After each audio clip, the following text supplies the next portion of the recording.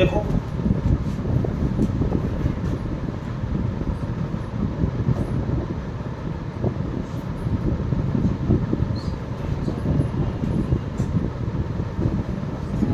पहला चैप्टर है तुम्हारा कौन सा, रेशनल नंबर। रेशनल नंबर में जो मेन टॉपिक आता है वो है रियल नंबर,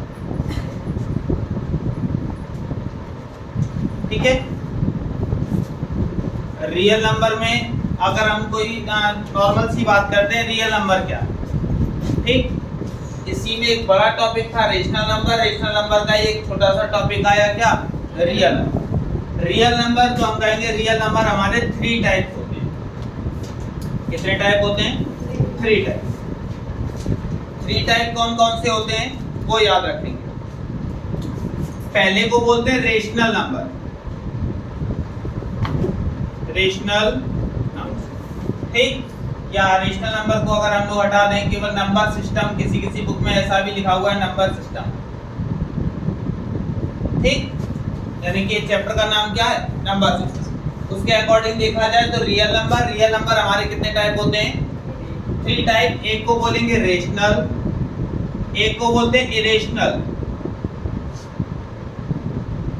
इरेशनल नंबर, और तीसरा जो हमारा होता है वो हम लोग फर्स्ट ईयर में पढ़ेंगे, उसको बोलते हैं कॉम्प्लेक्स। कौन सा नंबर बोलेंगे, कॉम्प्लेक्स। तो ये हमें याद रखना है किसको कौन सा नंबर बोलते हैं। रियल नंबर की अगर बात करता है तो केवल हम ये नहीं कहेंगे, क्योंकि हमारे सिलेबस में केवल 2 ही, कौन कौन से, रेशनल और, लेकिन हमें जो पढ़ने हैं वो 3 हैं। जो 3 पढ़ेंगे ये हम लोग को फर्स्ट ईयर में पढ़ना है, तो अभी इसकी हम लोग ज्यादा बात नहीं करेंगे। लेकिन अगर कोई भी हमसे कहता है कि रियल नंबर क्या है, तो हम डायरेक्टली उसको यही बताएंगे कि रियल नंबर जो हमारे होते हैं वो 3 टाइप होते हैं। कौन कौन से, रेशनल, इरेशनल और कॉम्प्लेक्स। क्लियर। अब अगर हम लोग बात करते हैं रेशनल नंबर, हमारे सिलेबस में ये है, तो इसको एक शॉर्ट में निपटा दें। तो शॉर्ट में कैसे, तो याद रखोगे इसकी फॉर्म क्या होती है, तो इसकी फॉर्म होती है a प्लस आई बी। क्या फॉर्म होती है, a plus i b. Complex number की एक फॉर्म होती है, क्या होती है, a प्लस आई बी। जो आई है इसको आयोटा बोलते हैं, इसीलिए इसका नाम एक और दिया गया है जिसको कहा जाता है इमेजिनरी नंबर। क्या बोला जाता है, इमेजिनरी नंबर, ठीक है। हम लोग इसके बारे में ज्यादा जानकारी नहीं लेंगे, इस चीज को हमें आगे पढ़ना है। अभी फिलहाल हमें इन दोनों के बारे में पढ़ना है, लेकिन जानकारी हमें इसके बारे में भी होनी चाहिए। तो हमने देखा कि नंबर सिस्टम में हमने रियल नंबर पढ़ा। रियल नंबर हमारे 3 टाइप हुए, रेशनल, इरेशनल और कॉम्प्लेक्स। कॉम्प्लेक्स में हमने कहा कॉम्प्लेक्स की हमें फॉर्म के बारे में जानना है। तो जो कॉम्प्लेक्स की फॉर्म होती है वो a प्लस आई बी की फॉर्म में होती है। और कॉम्प्लेक्स नंबर को एक दूसरे नाम से भी जाना जाता है जिसको हम लोग इमेजिनरी नंबर बोलते हैं, ठीक है। और हमने कहा ये किसकी फॉर्म में होगा, a प्लस आई बी की फॉर्म में होगा। यहाँ पर i क्या है, आयोटा को प्रदर्शित करता है। और एक और छोटी चीज याद रखनी है कि आई स्क्वायर की वैल्यू यहाँ पर -1 होती है। क्या होती है, आई स्क्वायर की वैल्यू -1 होती है। और इसको हम लोग आगे पढ़ेंगे तो इससे कोई लेना देना भी हमारा नहीं। मेन आते हैं किस पे, रेशनल और। तुम लोगों ने नॉर्मल सी एक डेफिनेशन पढ़ी होगी जो कि तुम्हारी अधूरी जानकारी है। कहा जाता है भाई रेशनल नंबर क्या है, तो तुम कहते हो रेशनल नंबर हमारे p अपॉन q की फॉर्म में होते हैं और q डज नॉट इक्वल 0 होता है, ठीक। इतना तुमने पढ़ा है, ठीक है। क्या पढ़ा है कि जो हमारे रेशनल नंबर होते हैं वो p अपॉन q की फॉर्म में होते हैं और q डज नॉट इक्वल 0 होता है। ऐसे नंबर हमारे क्या कहलाते हैं, रेशनल नंबर, ठीक है। और तुम लोग इरेशनल नंबर को नॉर्मल कोई डेफिनेशन नहीं देते हो और डायरेक्ट कह देते हो जो रूट के बाहर ना आ सके वही हमारे रेशनल है, सॉरी इरेशनल कह देते हो, ये सब इरेशनल नंबर, ठीक। लेकिन जानकारी के लिए बता दें, तुम्हें बार बार ऐसा पूछा जाएगा, रेशनल नंबर जो है वो हमारा 22/7 है, जबकि इरेशनल नंबर जो है वो हमारा पाई है। अब पाई की वैल्यू तो होती है ये 22/7, तो फिर दोनों को अलग अलग कैटेगरी में क्यों डाला गया, अच्छा क्वेश्चन है, पूछा जा सकता है कि जो हमारे पास पाई है, पाई की वैल्यू ही होती है 22/7, लेकिन 22/7 को रेशनल नंबर कहा जाता है और पाई को क्या कहा जाता है, इरेशनल नंबर। ऐसा क्यों, उसका भी रीजन है, अभी हम लोग पढ़ेंगे। पहले पढ़ते हैं रेशनल नंबर को, जो कि हमारा मेन टॉपिक। ठीक, रेशनल नंबर क्या है तो ध्यान देंगे। रेशनल नंबर की अगर हम लोग बात करते हैं तो रेशनल नंबर में तुम्हें ये तो याद रखना है कि ये P/Q की फॉर्म में रहते हैं, लेकिन इसके साथ साथ कुछ और चीजें क्या याद रखनी। जब हम Q का डिवाइड P में देते हैं, जब हम क्या करते हैं Q का डिवाइड किस में दे दें, P में, तो ये या तो पूरी तरह डिविजिबल हो जाए। पूरी तरह डिविजिबल का मतलब है जैसे हमने लिखा 8/2 लिख दिया, 2 का डिवाइड 8 में दिया, कितना आया, पूरी तरह डिविजिबल हुआ। नहीं डिविजिबल हो रहा है, पॉइंट के एक अंक तक डिविजिबल हो जाए। जैसे हमने लिखा 0.5 डिवाइड दिया तो 0.2 टाइम, फिर भी नहीं हो रहा है तो फिर कहा गया कि पॉइंट के कम से कम 2 अंकों तक डिविजिबल हो, तो 1/, में जैसे 4 लिख दिया, डिवाइड दिया तो 0.25 हो गया। फिर भी नहीं हो रहा था तो बताया क्या, एक काम करो, हो सकता है पॉइंट के 3 अंक तक डिविजिबल हो, डिवाइड दिया तो 0.125 हो गया। इतनी बात समझ में आ गई, कोई दिक्कत देखने में। तो हमें कुल मिला के ये पता चला, अगर फिर भी डिविजिबल, अगर ये भी कंडीशन फॉलो नहीं हो रही है तो एक कंडीशन फॉलो हो, कौन सी, जैसे 1/3 तो 0.3333 आता चला। ठीक, तो इस टाइप के नंबर हमारे क्या कहलाएंगे, रेशनल। रेशनल नंबर क्या होते हैं, अब पूरी डेफिनेशन एग्जैक्टली समझ। ये चलो ठीक है, तुम्हारी नॉर्मल डेफिनेशन कह सकते हैं, ये P/Q की फॉर्म में होता है और ये Q डज नॉट इक्वल 0 होता है। लेकिन हमने कहा ये जब P/Q की फॉर्म में है तो या तो ये पूरी तरह डिविजिबल हो जाए, नहीं हो रहा है तो पॉइंट के 1 अंक तक डिविजिबल हो, फिर भी नहीं हो रहा है पॉइंट के 2 अंक तक, 3 अंक तक, अगर वो डिविजिबल होता भी नहीं है तो क्या करे, वो एक टर्मिनेटिंग टर्म बनाए। कैसा बनाए, टर्मिनेटिंग टर्म। तो ऐसे नंबर हमारे क्या कहलाते हैं, रेशनल नंबर कहलाते हैं, या इनको कह सकते हैं रिपीटेटिव टर्म, यानी कि वही डिजिट बार बार क्या करने लगे, रिपीट करने लगे। जैसे हमने लिख दिया 0.125, फिर आ जाए 125, फिर आ जाए 125, तो इस तरह ये बार बार यही डिजिट रिपीट कर रही है, तो इसको क्या कह देंगे, रेशनल नंबर। लेकिन अगर यहीं पे लिखा होता 0.12, फिर 1 2 3, फिर 1 2 3 4, फिर लिखा होता 1 2 3 4 5, तो क्या ये रिपीटेटिव है, नहीं है।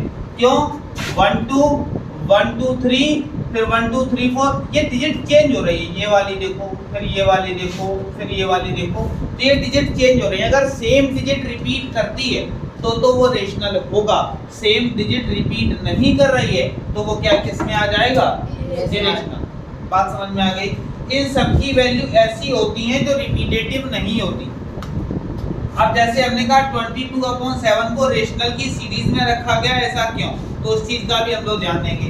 पहले रेशनल चीज समझ में आई, रेशनल है क्या, तो रेशनल में हमने बताया होता क्या है, जब हम क्या करते हैं, डिवाइड देते हैं किसी भी डिजिट का, यानी कि P/Q की फॉर्म में है, डिवाइड दिया, डिविजिबल डिविजिबल डिविजिबल अगर नहीं हो रहा है तो वो क्या करे, एक रिपीटेटिव टर्म को शो करता है। तो इस तरह के नंबर हमारे क्या कहलाते हैं, रेशनल कहलाते हैं। अगर वो रिपीटेटिव को नहीं शो करेगा तो इरेशनल। और कॉम्प्लेक्स नंबर हमारे a+ib की फॉर्म में होते हैं, इसको इमेजिनरी नंबर से भी जाना जाता है, और इसको i को क्या बोलते हैं, आयोटा बोलते हैं। बस इतना हमें ध्यान रखना। बाकी अब हम लोग जानते हैं 22/7 को रेशनल में क्यों रखा गया। ठीक है, देखो भाई,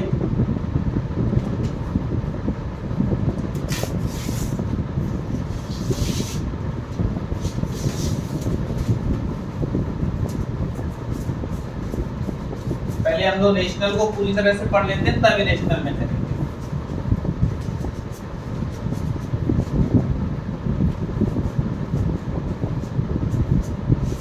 ध्यान देना, हमसे कहा गया, अभी थोड़ी देर पहले हमने डिजिट लिखी 22/7 रेशनल है, क्यों, रीजन ये था 7 का डिवाइड बाई 22 में दे दो।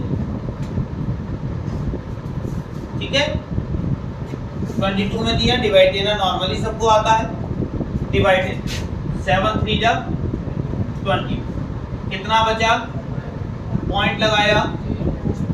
ठीक है, फिर क्या किया, 7 1 जा 3 बचा 0, 7 4 जा 28, ठीक है। कितना बचा 7 2 जा, कितना बचा 8 जा, कितना बचा 5 जा, कितना बचा 7 जा, कितना बचा, पॉइंट लगा हुआ है 0 बढ़ गया 7, फिर 3, फिर 4, फिर यहाँ 2 बचा, फिर 2, फिर यहाँ पे 14, फिर 6, फिर 8, 5 7, फिर से आ जाएगा। क्लियर? तो जब ऐसा हो जाएगा तो हम देख रहे हैं पॉइंट के बाद ये देखो, ये देखो, और ये क्या है, एक टर्मिनेटिंग टर्म को क्या कर रहा है, शो कर रहा है। और जब टर्मिनेटिंग टर्म को शो करने लगता है, ठीक है, जब क्या करता है, टर्मिनेटिंग टर्म को क्या करने लगता है, शो करने लगता है, तो वो नंबर कैसा बन जाता है, रेशनल नंबर। अब तुम कहोगे फिर पाई क्यों नहीं हुआ रेशनल नंबर? तो इस वजह से नहीं हुआ क्योंकि पाई की वैल्यू की स्टार्टिंग तो यहाँ से होती है, यानी कि पाई की वैल्यू 3.142 तो होती है, ठीक है, 3.142 होती है, तुम्हें दिया भी जाता है कि 3.14, केवल हमें कितनी दी जाती है, 3.14, इतनी तो होती, तो इतने को देख के 22/7 दिया गया। लेकिन आगे की डिजिट क्या होती है, तो 75629 इसके बाद हमें भी नहीं जानकारी है, ठीक। तो कहने का मतलब ये है कि पाई की वैल्यू कहीं से कहीं तक कोई रिपीट हुई नहीं हुई, तो इस वजह से पाई को क्या कहा जाता है, इरेशनल नंबर कहा जाता है, जबकि 22/7 क्या है, रेशनल है। क्यों रेशनल है? क्योंकि ये टर्मिनेटिंग टर्म को शो करता है। बात समझ में आ गई? कोई डाउट? ये एक क्या है, इरेशनल नंबर है पाई। क्यों इरेशनल है? क्योंकि इसकी वैल्यू रिपीटेटिव टर्म को शो नहीं करती। अगर कोई भी रीजन पूछता है कि भाई पाई और 22/7 यानी कि पाई जो है, पाई को तुमने इरेशनल में रखा है, 22/7 को रेशनल में रखा है, क्यों? तो रीजन बताओगे, 22/7 क्या है, एक टर्मिनेटिंग वैल्यू है या रिपीटेटिव टर्म को शो करती है, इस वजह से इसको हमने किस में रखा है, एक रेशनल नंबर में रखा गया। लेकिन पाई क्या है, वो टर्मिनेटिंग टर्म को शो नहीं करता, इस वजह से इसको क्या रखा गया है, इरेशनल सीरीज में रखा गया। बात समझ में आ गई? अब हम लोग थोड़ा सा रेशनल के बारे में और जानकारी। अब देखो तुमसे क्वेश्चन किस तरह से करेगा, ध्यान देना, फिर उसके बाद उठा के अपनी बुक देखना, तब क्वेश्चन सॉल्व करना, ठीक है। ये आपसे ये समझ लो 9 10, उसके बाद फर्स्ट ईयर इंटर में ये चैप्टर आप लोगों का नहीं है, फर्स्ट ईयर में आपको कॉम्प्लेक्स मिलेगा। उसके बाद फिर कंपटीशन लेवल में आप जाओगे तो उसमें भी ये क्वेश्चंस मिलते हैं। कोई भी आप तैयारी करते हैं, लेखपाल वगैरह की कोई भी तैयारी करेंगे, एसएससी वगैरह की तैयारी करोगे तो इस टाइप के क्वेश्चन मिलेंगे रेशनल की, यानी कि तब भी रियल नंबर तुम्हारा पीछा नहीं छोड़ेंगे, ठीक। तो रियल नंबर के बारे में अब तुमसे कहेगा कि जैसे दे दिया गया 0.3 बार, ठीक। पहले चीजों को समझना, उसके बाद इसको करने के लिए तुरंत कर सकते हैं, देखेंगे आंसर लिखेंगे, अभी वो भी लिखना सिखा देंगे, ठीक है। लेकिन पहले बात को समझना। हाई स्कूल में बोर्ड एग्जाम में तुमसे एक क्वेश्चन इसका जरूर पूछता है, एक रेशनल का पूछेगा, एक इरेशनल का। इरेशनल में तुमसे ये कह देता है कि प्रूव करो भाई √2 क्या है, एक इरेशनल नंबर है, ठीक। एक क्वेश्चन तुमसे जरूर पूछेगा कि √2 प्रूव करवाने के लिए पूछेगा, और एक पूछेगा इस टर्म को P/Q की फॉर्म में कन्वर्ट करो। तो हो सकता है तुमसे यहाँ पे ऐसे कहते 0.3 बार, ऐसे नहीं कहेगा तो हो सकता है ऐसे कहते 0.333 और ऐसे करके यहाँ इनफिनाइट लिखते हैं, यानी कि इसका मतलब है ये कंटिन्यू टर्म रहा होगा कहाँ तक, इनफिनाइट टर्म तक रहा होगा, ठीक है।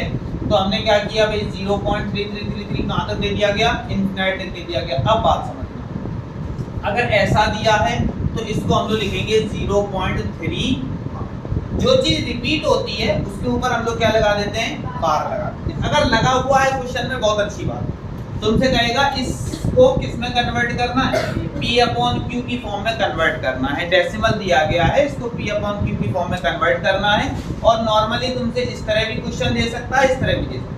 अगर इस तरह दिया गया है तो इसको सबसे पहले किस में कन्वर्ट करना है, बार, तो बार में कन्वर्ट किया। कोई भी वैल्यू अगर हमसे यहाँ पे क्या देता है, ऐसे 0.12, फिर 12, फिर 1 2 और यहाँ लिख देता। तो जो चीज रिपीट कर रही है, क्या रिपीट कर रहा है 1 2, तो 1 2 के ऊपर क्या लगा लेते, जरूरी नहीं है जीरो ही हो, यहाँ पे कोई डिजिट भी हो सकती है। ठीक, अभी तुम्हारे सिलेबस में नहीं है, वरना यहाँ पे भी बार आगे भी बार तुम्हें दिख सकता है।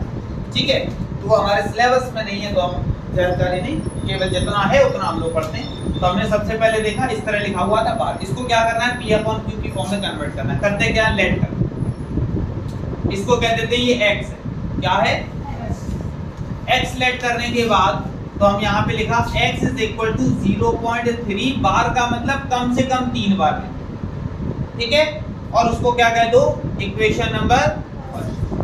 ठीक है, 3 बार लिखने के बाद क्या कह दिया, इक्वेशन नंबर फर्स्ट बोल दिया। उसके बाद फिर हम ये देखते हैं पॉइंट के बाद कितने डिजिट और कितनी डिजिट पर बार है। ठीक, हमें क्या देखना होता है, पॉइंट के बाद कितने डिजिट हैं और कितने डिजिट पर क्या लगा हुआ है, बार लगा हुआ है। तो हमने देखा पॉइंट के बाद एक ही डिजिट है और उस पर भी बार लगा हुआ है। यहाँ पे देखो इसी टाइप का क्वेश्चन है, पॉइंट के बाद 2 डिजिट है और दोनों पर बार लगा हुआ है। कहीं ऐसा भी होगा पॉइंट के बाद 3 डिजिट होगी, 3 डिजिट पर बार लगा होगा। तो कैलकुलेट कैसे करते हैं, ध्यान देना। पॉइंट के बाद अगर एक डिजिट पर बार लगा हुआ है तो हम लोग एक जीरो का मतलब 10 का मल्टीप्लाई करवाते हैं। अगर पॉइंट के बाद 2 डिजिट पर बार लगा हुआ है तो 2 जीरो यानी कि 100 का मल्टीप्लाई करवाएंगे। 3 डिजिट पर बार लगा हुआ है तो 1000 का। बात क्लियर हुई। तो यहाँ पॉइंट के बाद कितने डिजिट पर है, एक डिजिट पर। तो हम एक काम करेंगे, इक्वेशन फर्स्ट में मल्टीप्लाई कितने का, 10 का करवा देंगे। ठीक है, 10 का करवाने से भाई 10 का दोनों तरफ होता है, तो 10 का पहले x के साथ हुआ तो कितना हो गया, 10x हो गया। इक्वल में 10 का मल्टीप्लाई यहाँ करेंगे तो ये क्या होगा, एक डिजिट आगे आ जाएगी। अगर 100 का करते हैं तो 2 डिजिट आगे आती है, 1000 का करते हैं तो 3। 10 का किया मतलब जितने जीरो का मल्टीप्लाई करते हैं उतनी ही डिजिट आगे आ जाती है। एक जीरो का मल्टीप्लाई यानी कि 10 का मल्टीप्लाई किया तो 3 बाहर आया तो 3.33, ये तो बचा। लेकिन हमारे पास तो 3 कितने इनफिनाइट है, तो जितने पॉइंट के बाद यहाँ लिखे हुए थे उतने ही हमने यहाँ लिख दिया। और इक्वेशन क्या बोल दी हमने, कोई दिक्कत इतने में। उसके बाद हम लोग क्या करते हैं, हम लोग करते हैं इक्वेशन सेकंड, यानी कि सबट्रैक्ट करवा देते हैं। क्या करवा देते हैं, subtract equation second and first, यानी कि इक्वेशन सेकंड में से फर्स्ट को क्या करवा देते हैं, सबट्रैक्ट। तो जब सबट्रैक्ट करवाए तो इक्वेशन सेकंड लिखेंगे हम लोग, क्या लिखा 10x इक्वल 3.333 और हमने फर्स्ट इक्वेशन को लिखा x इक्वल 0.33 और हमने भाई सबट्रैक्ट करवाया माइनस, और यहाँ भी देखा 3 में से 3 गया 0, 3 में से 3 गया 0, 3 में से 3 गया 0। पॉइंट के बाद 0 का कोई मतलब होता नहीं है, तो पॉइंट के बाद 0 लिखने का कोई मतलब नहीं। हमने देखा 3 में से 0 गया, कितना बचा, और यहाँ देखा 10 में से बन जाएगा, कितना बचेगा 9x। अगर x की वैल्यू निकालें तो कितनी आ गई 3 अपॉन, और कैंसिल करें तो 1 अपॉन। बात समझ में आई कि नहीं आई, कोई दिक्कत। अब जैसे हमारे पास एक और क्वेश्चन दिया गया, हमसे कहा गया कि 0.121212 इस तरह से दिया गया, तो दिया गया तो हमने सबसे पहले देखा कौन सी डिजिट रिपीट कर रही, तो हमने देखा 12 रिपीट कर रही थी, तो हमने क्या लिखा 0.12 के ऊपर क्या लगा लिया, बार लगा लिया। बार लगाने के बाद क्या किया, इसको लेट किया। क्या लेट किया, ये क्या है हमारे पास x, और फिर हमने इसको लिखा x is equal to 0 point. हमने कहा कम से कम 3 बार लिखो, 1 2, जो चीज रिपीट हो रही हो वो 3 बार लिखो। लिखने के बाद उसको क्या कह देना, इक्वेशन नंबर। फिर तुम्हें ये देखना है पॉइंट के बाद कितनी डिजिट पर क्या लगा हुआ है, बार। तो पॉइंट के बाद कितनी डिजिट पर बार लगाए, 2। तो हम यहाँ पे क्या करेंगे, इक्वेशन फर्स्ट में मल्टीप्लाई कितने से, ठीक है। जब 100 से मल्टीप्लाई करवाया तो 100 का x के साथ होगा तो यहाँ हो जाएगा 100x, और 100 का इस तरफ तो हमने बताया था 2 जीरो से 2 डिजिट आगे आ जाती हैं, तो 12 आगे आ गया, तो 12.12 और हम 3 बार तो लिख ही सकते हैं। हमने इसको क्या कह दिया, इक्वेशन, कोई दिक्कत। फिर क्या करते हैं, subtract from equation second into first, ठीक। यानी कि सेकंड में से क्या कर दो, फर्स्ट वाली माइनस करवाओ। तो इक्वेशन सेकंड हमारे पास क्या है, 100x, इधर लिखा 12.12 1 2 और यहाँ पे लिखेंगे x इक्वल 0. हमने देखा माइनस करवा दिया, 100 में से 1 जाएगा तो 99x, और यहाँ देखा सब जीरो हो गए पॉइंट के बाद, केवल कितना बचा 12. तो x की वैल्यू, जो x की वैल्यू आई वो हमारे पास देखो 99 को नीचे भेजो तो 12/90, 3 से अगर कैंसिल करें तो 3 4 जा 12, तो हमारे पास कितना आ गया 4/30. बात समझ में आ गई? Yes sir. इसको नोट कर लो.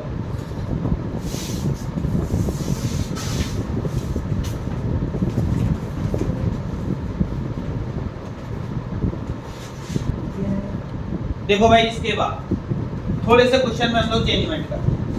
क्या चेंजमेंट करते हैं? हमें दे दिया गया 2.34 ओनली 4 के ऊपर बार. ठीक है, थोड़ी सी क्वेश्चन में हमने चेंजमेंट की है. हमने क्या किया है 2.3 केवल 3 के ऊपर 4 के ऊपर क्या लगाया बार. अगर हमारे पास पूरे के ऊपर बार होता तो आसान था. कैसे आसान था वो भी देख लेते हैं. पूरे के ऊपर बार होता, लेट कर लेते कि क्या है ये x है. लेट करने के बाद हम लोग क्या करते हैं x की वैल्यू लिखते कि 2.34 और फिर से 3 इक्वेशन बोल देते कितना. फिर हम कहते हैं भाई पॉइंट के बाद 2 डिजिट पर बार लगा हुआ है, तो हम तुरंत क्या करते इक्वेशन फर्स्ट में 2 डिजिट का मतलब 100 से क्या करवा देते. जैसे 100 से करवाते तो यहाँ हो जाता 100x, यहाँ मल्टीप्लाई करवाते तो 234.34 और 3 बार लिख लेते हैं. हमारा क्या है 99. तो हम इसको कह देते इक्वेशन नंबर सेकंड. ठीक, अब क्या करते इक्वेशन सेकंड में से माइनस करवा देते क्या इक्वेशन सेकंड क्या थी हमारे पास 100x, और ये हमारे पास 234.34 पॉइंट के बाद एक एक डिजिट बोला करो. ठीक है, 34 हमने भी 34 जो गलत बोला है.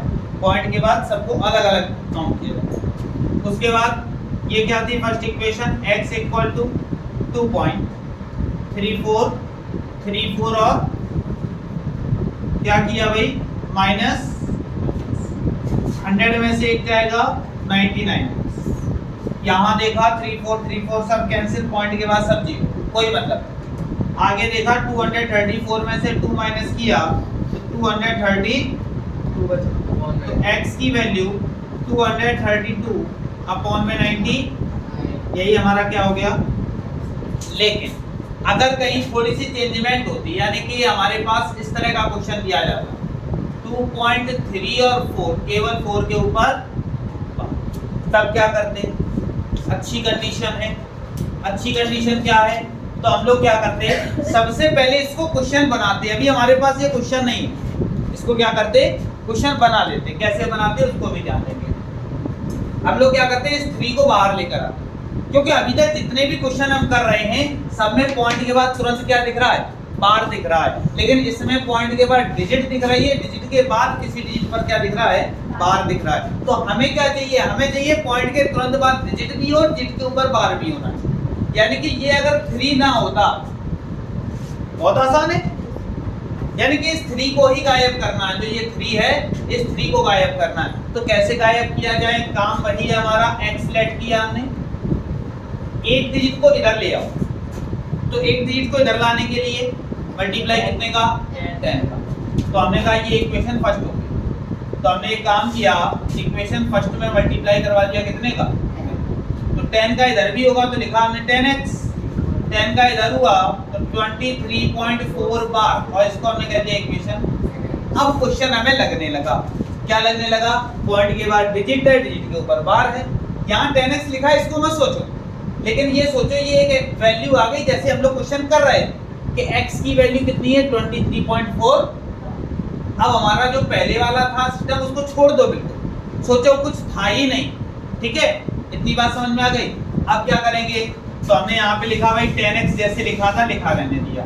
इसको लिखा 23.4 बार का मतलब है 3 बार, तो लिखो ही कम से कम. ठीक, और इक्वेशन सेकंड इसको ना कहकर किसको कह दो.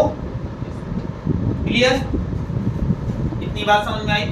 अब हमें केवल इतने क्वेश्चन को देखना है इतने क्वेश्चन को देखने के लिए हमने एक काम किया, देखा 23.4 के ऊपर क्या लगा हुआ है बार, तो 23.4 पॉइंट के बाद एक डिजिट पर बार, तो मल्टीप्लाई कितने का 10 का। तो हमने एक छोटा सा काम किया, इक्वेशन सेकंड में मल्टीप्लाई करवाया कितने का 10। ठीक, फर्स्ट वाले से कोई लेना देना नहीं, फर्स्ट से तो हमें क्वेश्चन मिला और क्वेश्चन को हम सॉल्व कर रहे हैं, तो यहाँ पहुंचे जब 10 का मल्टीप्लाई, तो 10 का 10 के साथ, तो यहाँ हो गया भाई 100x। 10 का यहाँ करवाएंगे तो एक डिजिट आगे आ गई, यानी कि 234.444 और इक्वेशन नया नाम दे दिया हमने, क्या कह दिया भाई थर्ड कह दिया। फिर हमने देखा ये हमारे पास इक्वेशन थर्ड है, ये हमारे पास क्या है सेकंड। एक फिर छोटा सा काम किया, इक्वेशन थर्ड में से माइनस करवा दिया क्या इक्वेशन सेकंड। इक्वेशन थर्ड हमारे पास क्या है 100x इक्वल 234.444 और इक्वेशन ये क्या थी सेकंड 10x इक्वल 23.444। हमने कहा पहली वाली इक्वेशन से कोई मतलब नहीं होता, पहले से तो हमें क्वेश्चन मिला है। ठीक है, अब हमने क्या किया माइनस और फिर माइनस, 100 में से 10 गया तो 90x इक्वल, पॉइंट के बाद कोई मतलब नहीं होता, हमने देखा यहाँ बचा 1, यहाँ बचा 1 और यहाँ बचा 90 को नीचे भेजा, देखा 211 अपॉन में, और यही हमारा। कोई दिक्कत क्लियर, इसको नोट करो। फिर तुम्हें सिखाते हैं डायरेक्टली, मतलब केवल देखोगे और आंसर बताओगे। फिर टाइप चेंज करते हैं, थोड़ी सी हाई लेवल तक की पढ़ लेते हैं, फिर उसके बाद देखा जाएगा जो भी होगा। ठीक, हमारे सिलेबस तक सीमित इतना ही है, तुम लोगों को इसी मेथड से लगाना है। ठीक है, एग्जाम में पूछा जाएगा इसी मेथड से, लेकिन अगर एमसीक्यू में बाय द वे पूछा जाता है तो जो हम तरीका बताने जा रहे हैं वही तरीका अप्लाई करोगे, समय बचाओगे। ठीक है, नोट करो इसको।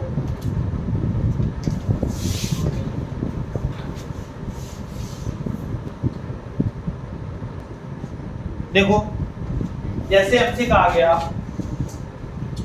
0.3 बार। ठीक है, अब तुम्हें डायरेक्टली आंसर लिखना है।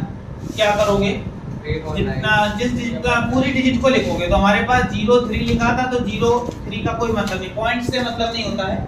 3 लिखा अपॉन में जितने डिजिट पर बार होता है उतने 9 लगा देते। पॉइंट के बाद की बात कर रहे हैं, जितने डिजिट पर बार होगा उतने 9, पॉइंट के बाद जितने डिजिट पर बार नहीं होगा उतने 0 लगा दें। ये चीज याद रखो। क्या याद रखना है, हमने कहा पॉइंट के बाद जितने डिजिट पर बार होगा, पॉइंट के बाद जितने डिजिट पर बार होगा उतने नीचे 9 लगाएंगे, और जितने डिजिट पर बार नहीं होगा पॉइंट के बाद उतने 0 लगाएंगे। ठीक, तो यहाँ पॉइंट के बाद एक ही डिजिट थी जिसके ऊपर बार था, कोई ऐसी डिजिट थी ही नहीं जिसके ऊपर बार ना हो। तो हमने देखा पॉइंट के बाद एक डिजिट है, एक डिजिट पर बार है, तो हमने एक 9 लगा दिया, और उसमें से माइनस पॉइंट के पहले वाली डिजिट।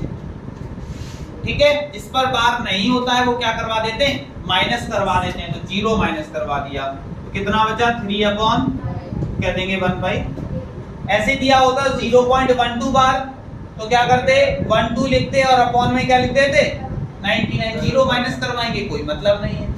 बात समझ में आ गई।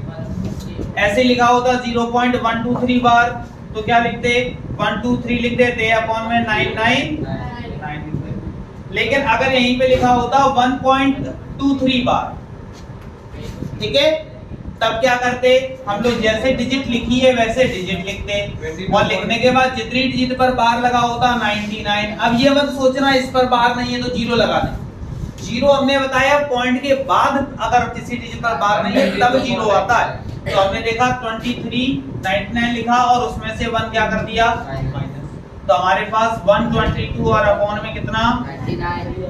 अब जैसे दिया होता 3.223 और इसके ऊपर क्या लगा होता, अब क्या करेंगे सबसे पहले डिजिट लिखेंगे 3223, अपॉन में कितने डिजिट पर बार है 2 डिजिट पर, तो 2 बार तो 9 लगाएंगे, पॉइंट के बाद एक डिजिट पर बार नहीं है तो 1, और जितनी डिजिट पर बार नहीं होता इतना क्या करवा देते हैं माइनस। बात समझ में आई कि नहीं है। तो कितना बचा, तो हमारे पास बचेगा कितना 2 में से तो ये बचेगा 1, यहाँ बचा 9, यहाँ बचा 1, 3/99। बात समझ में आई कि नहीं आई? कोई दिक्कत? कोई भी क्वेश्चन दिया गया होता है, जैसे हमारे पास दिया होता 3.162 बार, केवल 2 के ऊपर बार लगा होता, तो हम क्या लिखते हैं, पहले तो डिजिट लिख देते हैं, यानी कि 3162 अपॉन में एक डिजिट पर बार है 9 लगाया, पॉइंट के बाद 2 डिजिट पर बार नहीं है, 2 जीरो लगाएंगे, लगाने के बाद जो डिजिट पर बार नहीं है वो क्या करवा देंगे, करवा लोगे। बात समझ में आ गई? तो ये नॉर्मल हमारे पास क्या हो गया, क्वेश्चंस हो गए। ये एमसीक्यू में यूज करोगे, कभी वेरी शॉर्ट या लॉन्ग, अगर लॉन्ग में तो पहली बात आता है नहीं, वेरी शॉर्ट में पूछा जाता है। अगर वेरी शॉर्ट पूछा गया तो जैसे अभी हमने बताया था वैसे ही लगाना है, लेकिन अगर एमसीक्यू में पूछा जाता है तो अपना समय खराब नहीं करना है, क्योंकि एमसीक्यू कोई नहीं कहता है कि सॉल्व करके दिखाओ। एमसीक्यू इसीलिए दिए ही जाते हैं कि 4 हमारे पास ऑप्शन है, उन्हीं में से एक में हमें क्या करना है, टिक करना है। ठीक है, तो ऑप्शन में हम लोग ये वाला मेथड यूज कर सकते हैं। ठीक, बाकी हम लोग कल मिलेंगे। तो अपना कार्ड